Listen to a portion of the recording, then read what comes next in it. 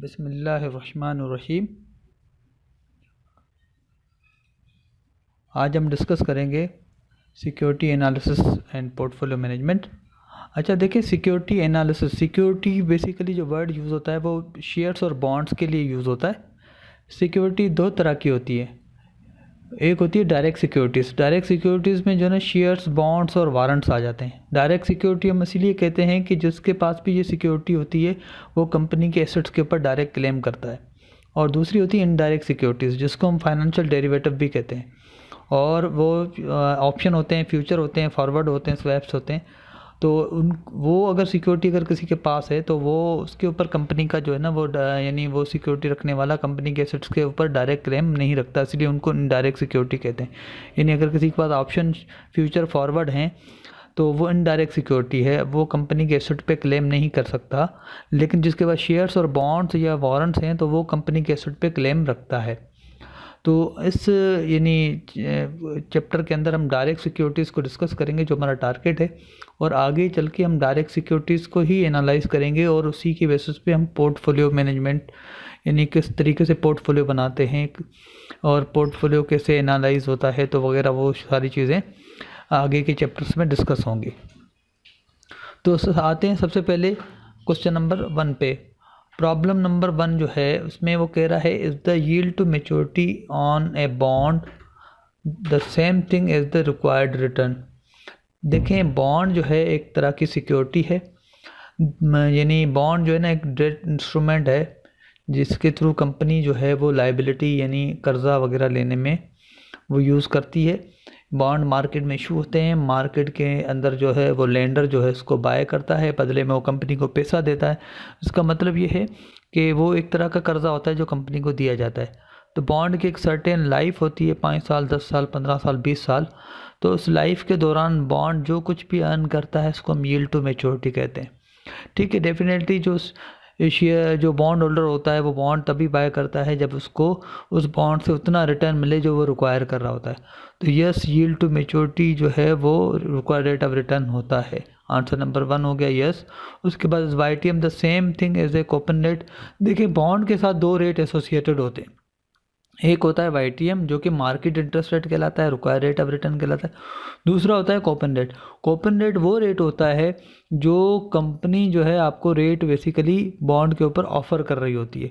वो one time offer होता है और लाइफ टाइम वही रेट रहता है जब तक बॉन्ड की लाइफ है, उसको हम कूपन रेट कहते हैं। उसी रेट से बेसिकली मल्टीप्लाई करके कूपन पेमेंट जो है वो बॉन्ड होल्डर को दी जाती है।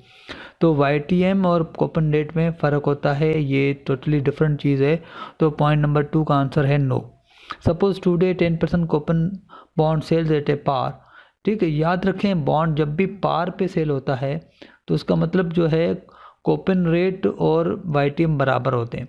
तो 10% एट पार पे अगर सेल हुआ है तो अंडरस्टूड है YTM भी 10% है, क्योंकि पार का मतलब है जितनी बॉन्ड के ऊपर वैल्यू लिखी हुई है, सपोज 1000 पे लिखी हुई है तो वो 1000 पे में ही मार्केट में ट्रेड हो रहा है, तो वो कूपन जो है वो YTM के बराबर होगा। तो यहाँ पर भी ये हम कहेंगे, सपोज एट पार पे सेल हुआ है तो 10% कूपन है और 10% ही YTM है। 2 years फ्रॉम नाउ, 2 साल बाद, the required return on the same bond is 8%। अगर YTM जो है वो 8% हो जाता है, यानी 10% से कम हो जाता है। ठीक है, तो what is the coupon rate on the bond now, the YTM, and what is the effect of the bond price. याद रखें, कूपन रेट जो है वो चेंज नहीं होगा। 10% था तो वो 10% ही रहेगा। ठीक है, और जो YTM है, YTM basically required rate of return को हम कहते हैं, तो वो 8% YTM या मार्केट रेट या रिक्वायर्ड रेट ऑफ रिटर्न वो 8% हो जाएगा। ठीक है, और जो है बाकी जो चीज़ें हैं बॉन्ड की प्राइस के साथ क्या होगा वो नीचे मेंशन है। देखें, सबसे पहली चीज़ YTM जो है, सब 2 पार्ट्स का हम आंसर दे चुके हैं। पहला ये था कि रिक्वायर्ड रेट YTM के बराबर होता है, यस। कूपन रेट और YTM बराबर होते हैं, नो।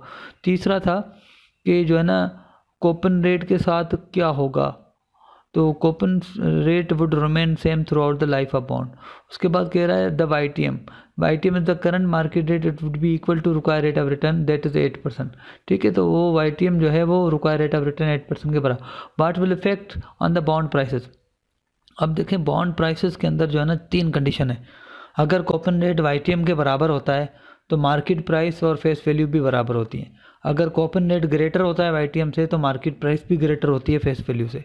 अगर कूपन रेट लेसर होता है YTM से तो मार्केट प्राइस भी लेसर होती है। तो यहाँ पर आप देख लें कि हमारे पास जो है YTM जो है यानी कूपन रेट जो है 10% है, YTM 8% है, यानी coupon rate greater than YTM, तो यहाँ पे मार्केट प्राइस भी फेस वैल्यू से ज़्यादा होगी। यानी अगर 1000 रुपये का बॉन्ड है तो मार्केट प्राइस जो होगी इस बॉन्ड की 1000 रुपये से ज़्यादा होगी। In above case coupon rate 10% YTM, market price of the bond would be lower than the face value, market road will be higher than the, ये यहाँ गलती होगी ये लिखने में, higher than the face value. Question number 2 है, suppose you buy 7% coupon 20-year bond and today when it is first issues if interest rate suddenly rise to 15%, what happens to the value of the bond why. ठीक है, 7% coupon है और 20-year bond जो है वो issue हुआ है। ठीक है, अचानक से इंटरेस्ट रेट 15% हो गया, यानी YTM जो है ना वो 15% हो गया। अब कूपन 7% है, YTM 15%, यानी coupon rate less than YTM है, तो क्या होगा, market interest rate is YTM lesser than coupon rate, then market price would be lesser than the face value CP1। ठीक है, अगर कूपन रेट जो है मार्केट जो है कूपन रेट जो है YTM lesser than coupon rate, then market price would be lesser than face value market value of bond would decline. ठीक है, तो देखें कूपन रेट जो है वो 7% है, YTM जो है वो 15% है, यानी कूपन रेट 7% लेस देन 15%, तो market of price of bond less than face value, तो मार्केट प्राइस ऑफ बॉन्ड जो है वो 1000 रुपये से कम होगी।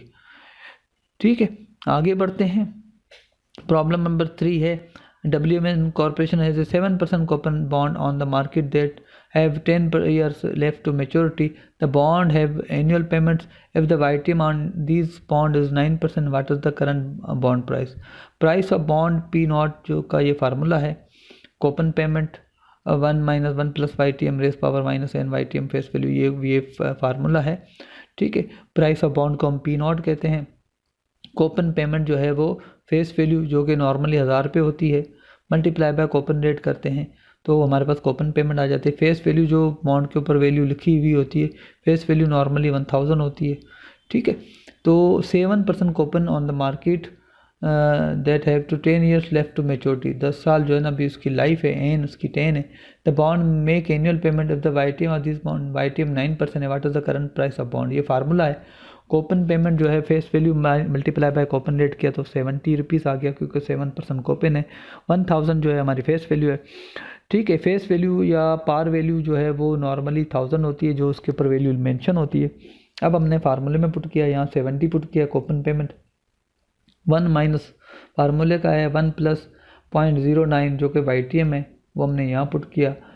रेस पावर 10 years लाइफ है, -10 हमने किया, फार्मूले का माइनस है तो हमने पुट किया डिवाइडेड बाय, और इस तरीके से 1000 फेस वैल्यू 1.09 रेस, तो हमारे पास जो है ना इसका रिज़ल्ट कैलकुलेट होके आ जाएगा। तो उसका जो भी रिज़ल्ट है वो आप कैलकुलेट कर लीजिएगा। क्वेश्चन नंबर 4 पे आ जाएं।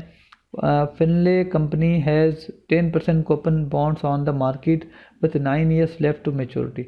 10% कूपन है और 9 years लाइफ है।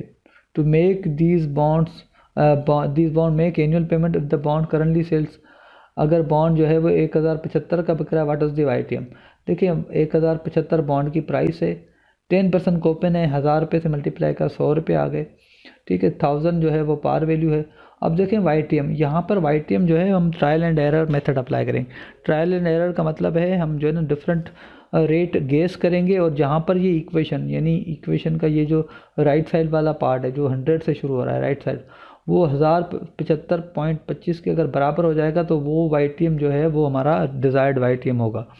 Apply trial and error method, it means assume YTM rates and put in the equation, यहाँ पे पुट करें when equation is equal to market price of bond, in this case that is 107, that rate would be YTM rate, वो rate YTM कहलाएगा। With the help of trial and YTM approximately 0.087%, यानी 8.7% जो है वो YTM आ रहा है। तो ये जो है ना हमारा क्वेश्चन का आंसर है 8.7%। आप पुट करके देख लीजिएगा, आपका देखिएगा पार्ट का आंसर जो आएगा वो 1075.25 आएगा। उसके बाद क्वेश्चन नंबर 5 है, मी एंटरप्राइज जो है has bonds on the market making annual payment with 13 years maturity, the selling for 850 bond की जो मार्केट प्राइस है 850 है, at the price that bond yield 7.4%, bond की जो YTM है वो 7. What is must be the coupon rate be on AIIMS bond. ठीक है, देखिए 850 मार्केट प्राइस है, कूपन पेमेंट हमें पता नहीं है, 7.4% हमारा जो YTM है ये सारा हमने पुट किया, 13 ईयर्स लाइफ है ये पुट किया। तो जब हमने इक्वेशन को सॉल्व किया तो हमारे पास फाइनली कूपन पेमेंट जो आ गई वो आ गई, जिसका आंसर आ गया 104.6 104.6, और कूपन रेट जो है 104.6 को डिवाइड कर दिया 1000 से, मल्टीप्लाई बाय 100, तो 10.46% हमारे पास कूपन रेट आ गया। ठीक है, ये सिंपल है, वही फार्मूला है जो अभी हमने डिस्कस किया। उसके बाद जो है मिलीनेक्स company issued 11 year bond 1 year ago at coupon rate of 8.6%, the bond make semi annual payment. अब देखिए वो पहले एनुअल पेमेंट हो रही है, semi annual payment, the YTM on this bond 7.5%, what is the coupon rate, what is the current bond price. ठीक है, YTM 7.5% है, ठीक है, 11 ईयर अगो 8.6% जो है कूपन है। ठीक है, अब देखें जब सेमी एनुअल की बात होगी तो याद रखें कूपन भी डिवाइडेड बाय 2 होगा, YTM भी डिवाइडेड बाय 2 होगा, और n मल्टीप्लाई बाय 2 होगा। तो आप देख लें कूपन पेमेंट को डिवाइडेड बाय 2 किया है, YTM को डिवाइडेड बाय 2 किया है, n को मल्टीप्लाई बाय 2 किया है, इस तरीके से हमने ये चीज़ें पुट की हैं। अब 8.6% जो है ना वो कूपन रेट है, तो 1000 से मल्टीप्लाई करने के बाद 86 आ गया, डिवाइडेड बाय 2 किया तो 43 हम यहाँ पुट करेंगे, और 7.5% जो है वो हमारा YTM है, इसको डिवाइड कर दिया 2 के साथ, और 11 ईयर्स हमारी लाइफ है, n जो है वो मल्टीप्लाई बाय 2 होगा तो उसको हमने 2, तो इस तरीके से हमने पुट किया तो आंसर आ गया P0 1081.4147। ठीक है, तो सेमी एनुअल होगा या क्वार्टर होगा, सेमी एनुअल होगा तो देखें हमेशा रेट वाली जितनी भी चीज़ें हैं वो डिवाइड होंगी, और n यानी टाइम पीरियड जितना भी होगा वो मल्टीप्लाई होगा, बस ये इस चीज़ का ख्याल रखना है, तो ये सॉल्व हो जाएगा। बाकी ये प्रॉब्लम 6 है, 7, 8 आप जो है ना उसी पैटर्न पर हैं, आप क्वेश्चन नंबर 1 को और से लेकर 6 तक को रेफ़र करें तो आपका वो आपको सॉल्व हो जाएगा। क्वेश्चन नंबर 9 पे आ जाएं। If the treasury bills are currently paying 8% and inflation rate is 6%, what is the approximate rate real rate of interest and exact real rate. ठीक है, अब देखें रियल इंटरेस्ट रेट का फार्मूला है 1 plus nominal rate 1 plus inflation rate -1। अब 1 plus nominal rate जो है वो हमारा 8% है टी बिल्स के ऊपर, इन्फ्लेशन 6% है, 1 प्लस 0.6, और ये हमने सॉल्व किया तो हमारे पास जो रेट आ गया अप्रॉक्सीमेट रियल रेट जो आ गया यानी राउंड करके वो आया 0.019, इसी इक्वेशन का आंसर आया यानी 1.9 पर, एंड एग्जैक्ट यानी इस इक्वेशन का जो एग्जैक्ट आंसर आया था वो 0.0188679 यानी 1.88679% जो है वो ये एग्जैक्ट रेट है, उसको हमने राउंड किया तो अप्रॉक्सीमेट रेट जो है वो 1.9% है। ठीक है, प्रॉब्लम 10 हमने किया है, प्रॉब्लम 9 हमने किया है, प्रॉब्लम 10 बिल्कुल उसी तरह होगा, वो आप इसी फार्मूले को यूज़ करते हुए सॉल्व करेंगे। आगे बढ़ते हैं, क्वेश्चन नंबर 11 है। अब आते हैं शेयर्स के ऊपर। शेयर्स जो है अभी हमने बॉन्ड को डिस्कस किया, अभी शेयर्स हैं, शेयर्स भी हमारे डायरेक्ट सिक्योरिटी का पार्ट होता है। शेयर्स का मतलब है कंपनी शेयर मार्केट में इशू कर रही है, जो उसको बाय कर रहा है वो समझो कि कंपनी का ओनर है। अज्यूम इवको incorporation as a current stock price of 50, market जो करंट शेयर की प्राइस है वो 50 है, विल पे डिविडेंड 2, यानी विल पे का मतलब है ये नेक्स्ट ईयर का डिविडेंड होगा वो 2 होगा, जिसको हम D1 कहेंगे। In 1 year it is cost of capital, equity cost of capital 15%, what price must you expect evoke stock to sell for immediately after the firm pays the dividend in 1 year to justify the current price. ठीक है, अब हमें देखें सबसे पहले तो current price जो है वो हमारी 50 है, और D1 जो है, D1 का मतलब नेक्स्ट ईयर डिविडेंड, D0 होता है करंट ईयर डिविडेंड, D2 होता है 2 साल बाद वाला डिविडेंड।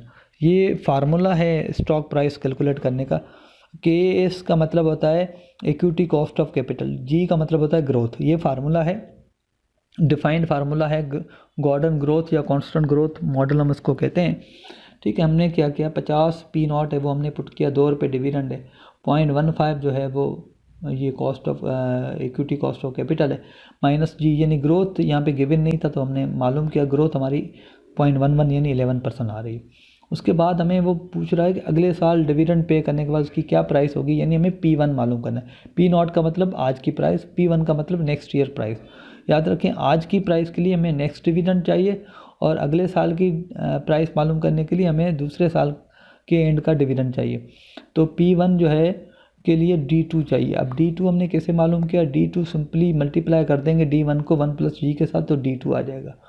तो D1 जो है हमारे पास 2 था, 2 × 1.1 फार्मूले का है प्लस जी हमारे पास 0.11 यानी 11% ग्रोथ आया था, मल्टीप्लाई करेंगे 0.15 इसको सॉल्व किया तो 55.5 जो है वो हमारा P1 आ गया। क्वेश्चन नंबर 12 है Anle corporation as a current stock price 20 and is expected to pay dividend of 1 in 1 year. The expected stock price right after paying that dividend is 22. ठीक है, what is the NS equity cost of capital, इसकी equity cost of capital क्या है। याद रखें अभी हमने थोड़ी देर पहले जी कैलकुलेट किया था, तो जी कैलकुलेट हमने किया था इसी फार्मूले की मदद से, लेकिन जी जो है वो ऐसे भी कैलकुलेट हो सकता है कि जैसे उन्होंने हमें P0 दिया बाय 20 और P1 दिया बाय 22, तो हम P1 - P0 divided by P0 करेंगे तो हमारे पास जी ग्रोथ आ जाएगा। ठीक है, जब ग्रोथ आ जाएगा तो कॉस्ट ऑफ इक्विटी मालूम करने, इक्विटी कॉस्ट ऑफ कैपिटल मालूम करने का ये फार्मूला है। ये बिल्कुल सेम फार्मूला है, अगर आप पीछे देखें जिसे हमने ग्रोथ मालूम किया था तो यही फार्मूला है। इसको अगर आप घुमाएंगे तो जी का फार्मूला भी इससे बन जाएगा, इससे डिविडेंड का भी बन जाएगा, इससे केस का भी बन जाएगा। यानी जब आप केस का फार्मूला बनाएंगे तो उसकी शक्ल ऐसी होगी, इस तरीके से बनेगा केस इक्वल टू यानी इक्विटी कॉस्ट ऑफ कैपिटल का फार्मूला इस तरह से बनेगा D1 डिवाइडेड बाय P0। ठीक है, प्लस जी।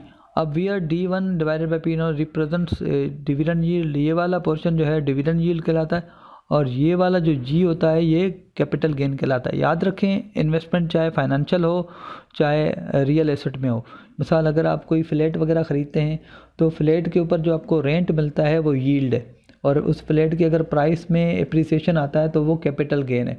इसी तरीके से जो फाइनेंशियल एसेट होते हैं उसके ऊपर जो है हमें कोई रिटर्न मिलता है, जैसे डिविडेंड मिलता है, तो वो जो डिविडेंड होता है वो हमारी यील्ड कहलाता है। और उस फाइनेंशियल एसेट की अगर प्राइस बढ़ जाए या कम हो जाए तो वो ग्रोथ कहलाती है। जैसे अभी हमने देखा कि 20 थी प्राइस, 22 हो गई, तो हमने देखा कि वो 10% जो है वो प्राइस बढ़ गई, तो वो बेसिकली ग्रोथ था। ठीक है, यानी एसेट की वजह से जो चीज़ मिले वो यील्ड, और एसेट की खुद की अगर वैल्यू बढ़ जाए तो वो ग्रोथ। ठीक है, एसेट की वजह से अगर कोई चीज़ मिले तो यील्ड, और एसेट अगर खुद कीमत बढ़ जाए तो वो ग्रोथ या कैपिटल गेन कहलाता है। तो D1 divide by P0 represent dividend yield and g represents capital gain. तो KS जो है 1 हमारा डिविडेंड है, D1 एक्सपेक्टेड टू पे का मतलब है पे करेगा, तो 1 जो है D1 है, और डिवाइडेड बाय P0 जो फार्मूला है D1 divided by P0 plus 0.1 जो हमारे पास ग्रोथ आई हमने पुट किया तो हमारे पास इसका आंसर आ गया 5% प्लस 0.1 यानी 10%, तो 0.15 यानी 15% आंसर आ गया। अब आगे पूछ रहा है how much of the equity cost of capital expected to be satisfied by dividend yield and how much by capital gain. तो डिविडेंड यील्ड इज़ 5%, ये आपको नज़र आ रही है, और कैपिटल गेन इज़ 10% जो आपको ये नज़र आ रहा है। कॉस्ट ऑफ किसी भी इन्वेस्टमेंट का जो रिटर्न होगा, यानी मिसाल के तौर पर आप कोई 50 लाख का फ्लैट ख़रीदते हैं और वो आपको 20,000 रुपये महीना किराया देता है, 1 साल के बाद वो 2,40,000 रुपये आपको रेंट मिला जो कि यील्ड है। इसी तरीके से आप 1 साल के बाद देखते हैं वो 50 लाख वाला फ्लैट 55 लाख का हो गया है, तो जो आपकी जो यील्ड निकलेगी वो ये निकलेगी 2,40,000 जो आपको रेंट मिला है डिवाइडेड बाय 50 लाख।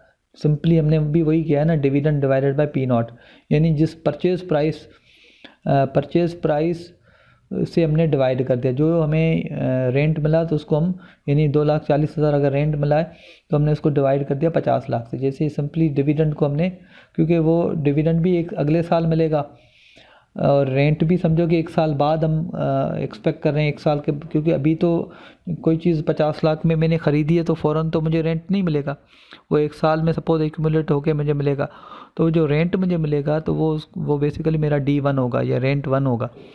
तो 2,40,000 डिवाइडेड बाय P0 50 लाख, तो ये मेरा रेंट यील्ड आ जाएगा। उसके बाद जो है ना मेरे अगर फ्लैट की जो यानी कि प्राइस है वो 1 साल के बाद 55 लाख हो गई, तो देखें इसकी जो आज प्राइस है 20 है, 1 साल बाद 22 हो गई, तो मैं क्या करूँगा 55 माइनस 50 डिवाइडेड बाय 50, तो मेरे पास कैपिटल गेन आ जाएगा। बिल्कुल उसी तरीके से शेयर्स के अंदर भी ये चीज़ें होती हैं, जो आपको उस एसेट की वजह से जो कुछ मिल रहा है वो यील्ड है, उस एसेट की अगर प्राइस बढ़ रही है, कम हो रही है, तो वो कैपिटल गेन या लॉस है। क्वेश्चन नंबर 13 है, suppose a Cape corporation will pay a dividend 2.8 per share at the end of the year and dividend of 3 per share next year. You expect a cap stock price is to be 52 in 2 years. Assume that a cap cost of equity is 10%. What price would you be willing to pay a share of cap to stock today if you plan to hold the stock for 2 years? देखें, हमें एक dividend मिल रहा है 2.8 एक साल के बाद, ठीक है, इक्विटी कॉस्ट ऑफ कैपिटल 10% है, और दूसरा डिविडेंड मिल रहा है 3, वो दूसरे साल के एंड में मिल रहा है। दूसरे साल के एंड में वो शेयर जो है 52 में बिक जाएगा, ठीक है, stock price to be 52 in 2 years. तो मैं क्या करूँगा, 2.8 को पावर 1 के साथ 1.1 पावर 1 के साथ डिस्काउंट करूँगा, और ये 3 और 52 को ऐड करूँगा, 55 को मैं 1.1 रेज पावर 2 यानी 2 साल, यानी इन दोनों को, यानी जो भी फ्यूचर में मुझे बेनिफिट्स मिल रहे होंगे उन दोनों को मैं आज लाऊंगा, आज की डेट पे, और उनको ऐड कर दूंगा, तो मेरे पास आंसर आ रहा है 48। याद रखें, किसी भी फाइनेंशियल एसेट या किसी भी एसेट की जब आप प्राइसिंग करते हैं, वो basically sum of present value of future benefits होता है, यानी उस एसेट से जितने भी हमें फ्यूचर में बेनिफिट्स हो रहे हैं उनको प्रेजेंट वैल्यू पे लाके उसका जो सम होगा वो उसी एसेट की प्राइस होगी। तो इस स्टॉक को अगर मैं बाय करूँगा तो मुझे 2.8 एक साल के बाद और 55 रुपये दूसरे साल के एंड में मिलेंगे, तो मैं उसके लिए कितना पे करूँगा, तो उन्हीं चीज़ों को मैं ज़ीरो पे लाके ऐड कर दूँगा, जो कि 48 आ रहा है, तो मैं ये पे करूँगा, ठीक है। Part B, suppose instead you plan to hold the stock for 1 year, for what price would you expect to be able to sell a share of a stock in 1 year. 1 साल बाद आप वो कितने का सेल कर सकेंगे। तो simply देखो, अगर मैं यहाँ पे यानी यहाँ पे अगर बाय करता हूँ, अगर मैं यहाँ पे बाय करता हूँ, यानी अगर मैं स्टॉक यहाँ पे बाय करता हूँ, मैं ज़ीरो पे बाय नहीं करता, आज बाय नहीं करता, 1 साल बाद बाय करता हूँ, तो 2.8 जिसके पास होगा वो अपना डिविडेंड ले चुका होगा, ठीक है। मैं अगर यहाँ पे बैठ कर सोचूंगा तो मैं सिर्फ ये सोचूंगा कि मैं जो ना मुझे यहाँ बैठ के ये नज़र आएगा मुझे 3 रुपये डिविडेंड मिलेगा और 52 मेरी प्राइस मार्केट में बिकेगा, तो 55 रुपये मुझे 1 साल बाद मिलेंगे। तो मैं सिंपली 55 को 1.1 से डिवाइड करूँगा, तो मेरा यहाँ पे जो भी आंसर आएगा वो मेरी प्राइस कहलाएगी। इसी तरीके से given your answer to part B, what price would you be able to pay for a share of a cap stock today if you plan to hold the for 1 year, how does the price compare. अब जो यानी कि वो कह रहा है कि आज आप उसकी कितनी प्राइस पे करेंगे, तो सिंपली आपको अगेन अगर आज की बात होगी तो उसका मतलब ये है कि आपको जो है ना ये वाला डिविडेंड भी मिलेगा और ये वाली चीज़ें भी मिलेंगी। तो जो ये प्राइस में 55 को यहाँ लेके आया हूँ, 55 इसका जो भी आंसर आया उसको भी ज़ीरो पे लेके आए, 2.8 को भी ज़ीरो पे लेके आए, उनको ऐड कर दें, अगेन आंसर आपका 48 आएगा। तो इसी तरीके से आप उसको कैलकुलेट करेंगे। आगे बढ़ते हैं, क्वेश्चन नंबर 14 है, what is the nominal rate of return on the preferred stock. ठीक है, तीसरी हमारे पास सिक्योरिटी होती है प्रेफर्ड स्टॉक। अभी हम डिस्कस कर रहे थे कॉमन स्टॉक। ठीक है, प्रेफर्ड स्टॉक जो है उसको 100 उसकी पार वैल्यू है, डिविडेंड 8% है। याद रखें जो उसके ऊपर डिविडेंड 8% है वो पार वैल्यू के साथ मल्टीप्लाई होकर डिविडेंड कैलकुलेट होता है। Current market price of 60, 80, 100, 140। ठीक है, तो हम क्या करेंगे, प्रेफर्ड का जो फार्मूला है, देखिए कॉमन और प्रेफर्ड में फ़र्क ये है कि प्रेफर्ड के अंदर जो है ना ग्रोथ नहीं होती, ग्रोथ नहीं हो, उसमें कोई कैपिटल गेन नहीं होता। प्रेफर्ड स्टॉक जिस प्राइस पे इशू होता है उसी प्राइस पे थ्रू आउट रहता है, सिर्फ डिविडेंड मिल रहा होता है। तो P0 equal to D divided by KPS। ठीक है, अब हमें जो है ना KPS मालूम करना है इस क्वेश्चन के अंदर, जो है what is the nominal rate of return on preferred stock, यानी KPS मालूम करना है। सिंपली मैंने इस फार्मूले को घुमाया तो KPS divided by D divided by P0। where P naught is current market price of preferred stock and D is dividend and KPS is the cost of preferred equity. D equal to par or face value of preferred stock multiplied by dividend rate. Par value 100 है, dividend rate 8% है, simply multiply किया तो 8 रुपये आ गया 8% 100 को 8 divided by 60। मैंने अभी part A किया है, पार्ट ए में 60 प्राइस है तो मेरे पास आंसर आ गया 0.133 और 13.33%। इसी तरीके से आप प्राइस 80 रख के कैलकुलेट कर लें, 100 रख के, 140 रख के, बारी बारी बी सी और डी आप कैलकुलेट करें। यहाँ लिखा हुआ है 100, 80, 100 और 140 और रेफर फॉलोइंग सोल्यूशन को करते हुए आप ये कर सकते हैं क्योंकि सिंपल क्वेश्चन है। ठीक है, 8 हमारा डिविडेंड वही रहेगा, सिर्फ प्राइस यहाँ पे डिफरेंट रख के आप KPS बारी बारी मालूम कर लीजिएगा। आगे बढ़ते हैं, क्वेश्चन नंबर 15 है Rauf industry plans to issue some of 100 par preferred stock होते 11% डिविडेंड। 100 पार है, 11% dividend, stock selling on a market price 97, स्टॉक की जो प्राइस है वो 97 है, यानी 100 पार वैल्यू जो उसके ऊपर मेंशन है और 97 जो है ना उसकी मार्केट प्राइस है यानी P नॉट है। But Rauf must pay flotation cost of 5% of the market price. याद रखें फ्लोटेशन कॉस्ट वो कॉस्ट होती है जब हम मार्केट में न्यू इशू शेयर करते हैं, नए शेयर्स मार्केट में लेके आते हैं, जो अंडर राइटर को हम पैसे देते हैं वो फ्लोटेशन कॉस्ट कहलाता है। ठीक है, तो the net price firm will receive is 92.15।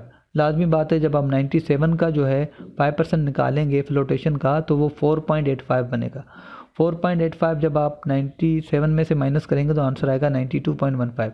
यानी अगर कोई 97 का शेयर मार्केट में जो है ना वो कंपनी इशू कर रही है तो 4.85 जो है वो दरमियान में अंडर राइटर ले जाएगा और कंपनी को जो नेट रिसीव होगा वो 92.15 होगा per share. What is the rough cost of preferred stock with flotation considered? Flotation cost is paid to the underwriter when new equity is issued in the market.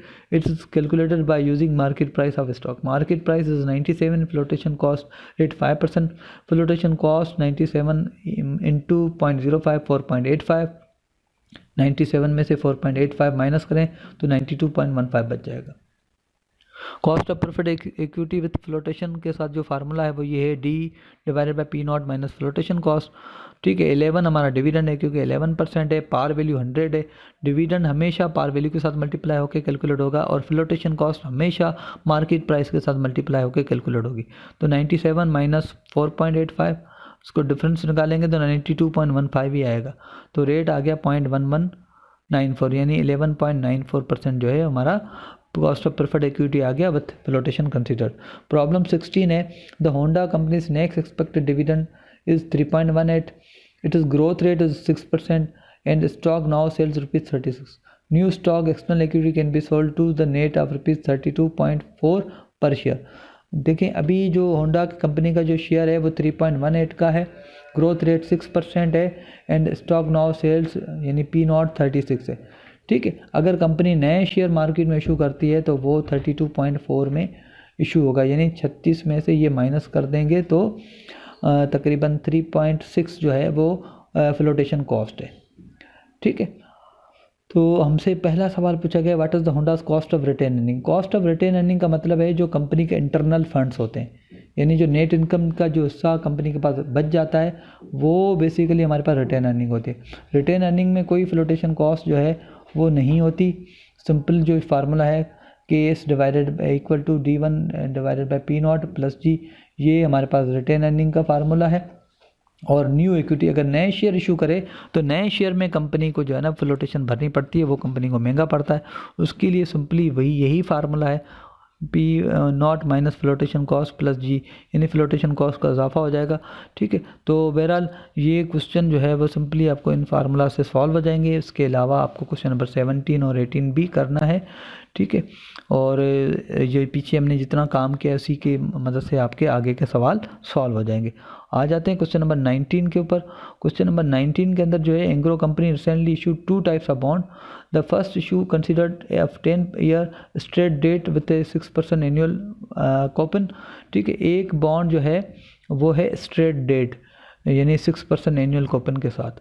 The second issue consist 10 year bond with A 4.5% annual coupon यानी एक पे 6% coupon है, दूसरे पे 4.5% जो है ना वो कूपन है। ठीक है, and attach warrants. Warrants basically क्या होते हैं, कुछ कंपनीज क्या करती हैं अपने बॉन्ड्स के साथ वारंट अटैच करती हैं। उन वारंट के लिए कंपनी कंडीशन रखती है कि ये वारंट जो है आप जब हमें देंगे किसी पर्टिकुलर टाइम पीरियड के बाद, तो उस वारंट के बदले में हम आपको एक शेयर आपको बेचेंगे, उसकी प्राइस पहले से डिसाइड होती है। मिसाल वो कहता है कि भाई एक वारंट आप देंगे, तो उस वारंट कि जो आप को शेयर मिलेगा वो 20 रुपये में मिलेगा। तो मार्केट में भले प्राइस कितनी भी हो, लेकिन वो बंदा जब इन्वेस्टर जो है वो वारंट जब कंपनी के पास लेके जाएगा तो कंपनी उसको 20 में ही वो शेयर देगी मार्केट में, चाहे वो कितना भी शेयर महंगा हो।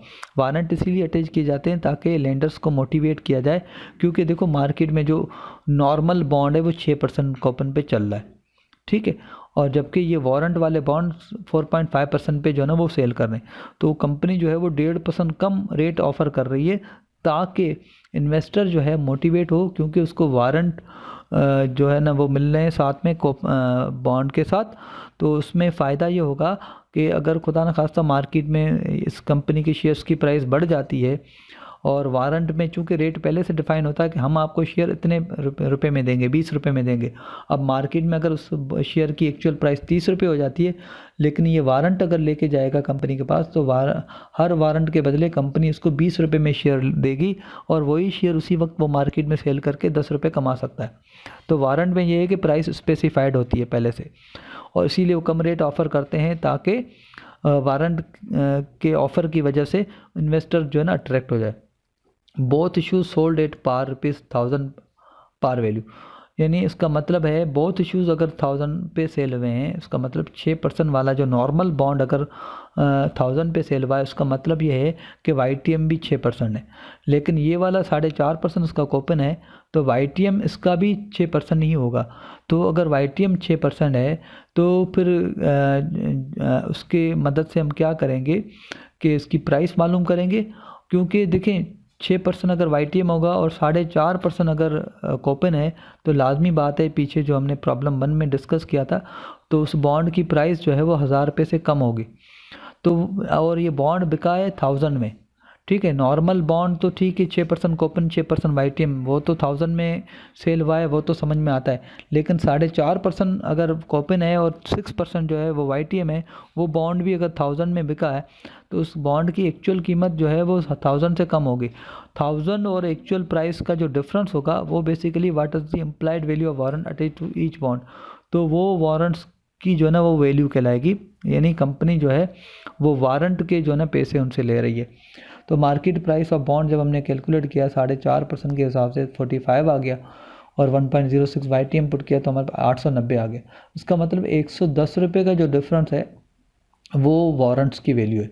सॉल्व प्रॉब्लम 20, रेफर प्रॉब्लम, यानी इसी सवाल को देखते हुए आपको प्रॉब्लम जो है 20 करना है, ठीक है। आगे इसकी डिस्कशन कर रहे हैं। Both bonds are sold at par value 1000 as discuss in P1। If coupon rate equal to YTM then market price of bond equal to face value.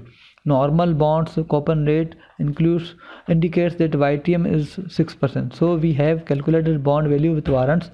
Fair value of bond is 890, जो अभी हमने यहाँ calculate. It is sold in ₹1000. The difference is 110, which is implied value of warrants. ठीक है, आगे बढ़ते हैं। Question number 21। Equity Security recently issued convertible bonds with 1000 par value। कुछ बॉन्ड्स ऐसे होते हैं जो कि बाद में शेयर्स में कन्वर्ट हो जाते हैं, ठीक है, और कंपनी इसीलिए ऑफ़र देती है कि समटाइम्स ये कि कंपनी की क्रेडिट रेटिंग इतनी अच्छी नहीं होती है और कंपनी को आर्जी तौर पे क्रेडिट चाहिए होता है, ओनर कंपनी बनाना नहीं चाहती, तो कंपनी एक ऑफ़र देती है कि ठीक है आप हमारे जो है बॉन्ड ले लें, बाद में हम आप उसको एक बॉन्ड के बदले हम आपको ये शेयर दे देंगे। The bond have a conversion price of 40, यानी 40 बॉन्ड यानी शेयर हम आपको 40 रुपीज़ का एक शेयर देंगे। तो 1000 को 40 से डिवाइड करेंगे तो बेसिकली नंबर ऑफ़ शेयर्स हमारे पास आ जाएंगे कि वो डिसाइड हो जाता है। बाद में मार्केट में प्राइस चाहे कुछ भी हो, जो शेयर्स की यानी एक्चुअल मार्केट में कुछ भी चल रहा हो, लेकिन कंपनी के पास जब वो बॉन्ड कन्वर्ट करवाने जाएगा तो कंपनी उसको 1000 को 40 से डिवाइड करके उसको शेयर्स देगी।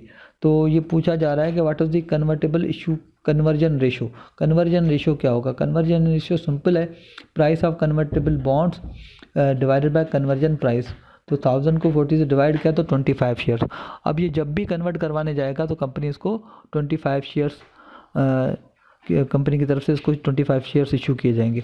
उसके बाद क्वेश्चन नंबर 22 है, Rauf industry has a warrants outstanding that permit that the holder to purchase 1 share of stock per warrant at a price of 25। यानी कंपनी ने जो है ना वो वारंट के साथ इशू किए हैं और एक शेयर जो है उसको एक वारंट के बदले मिलेगा और वो शेयर जो मिलेगा उसको 25 में मिलेगा, यानी 25 रुपये का शेयर। यानी अगर कंपनी का एक वारंट मेरे पास है और मैं वो कंपनी के पास लेके जाता हूँ, वो वारंट देता हूँ और साथ में 25 रुपये देता हूँ, तो कंपनी मुझे जो है वो एक शेयर दे देगी। ठीक है, तो calculate exercise value of the firm's warrant if common sells at each of the following price.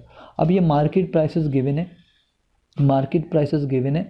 ठीक है, कि मार्केट में शेयर बिक रहा है 20 रुपये का, 25 रुपये का, 30 का, 60, 100 का, तो क्या होगा। अब देखिए, मैं जब वारंट लेके कंपनी के पास जाऊंगा तो कंपनी मुझसे वारंट भी लेगी प्लस 25 रुपये लेगी और मुझे एक शेयर दे देगी। अब शेयर अगर मार्केट में 20 रुपये का बिक रहा है और मैं कंपनी से जाके 25 रुपये का लूँगा, तो जो वारंट एक्सरसाइज वैल्यू का जो फार्मूला है वो स्टॉक प्राइस यानी market price minus price specified by the warrant, ये वाला फार्मूला है। तो वारंट एक्सरसाइज वैल्यू जो है 20 स्टॉक प्राइस चल रही है, तो -25 जो है मेरी, मैं जब वारंट के साथ 25 रुपये दूंगा तो मुझे एक शेयर मिलेगा, तो ये मुझे नुकसान हो रहा है यहाँ पे। तो ये एक्सरसाइज वारंट की एक्सरसाइज वैल्यू जो है वो माइनस है, तो मैं यहाँ पे ये वारंट नहीं खरीदूँगा। इसी तरीके से आप 25 यहाँ रखें, फिर कैलकुलेट करें, आंसर 0 आएगा। 30 रखें, आंसर 5 आएगा। 100 रखें, आंसर जो है 75 आएगा। ठीक है, सॉल्व 2, 3 एंड 4 यूज़ अब फार्मूला करके आप करेंगे तो 1 और 2 ये मेरे लिए अपीलिंग नहीं है, लेकिन अगर मार्केट में प्राइस 30 हो जाए या 100 हो जाए तो मैं डेफिनेटली जो है ना वो वारंट्स को एग्जीक्यूट करूँगा, अदरवाइज़ मैं नहीं करूँगा।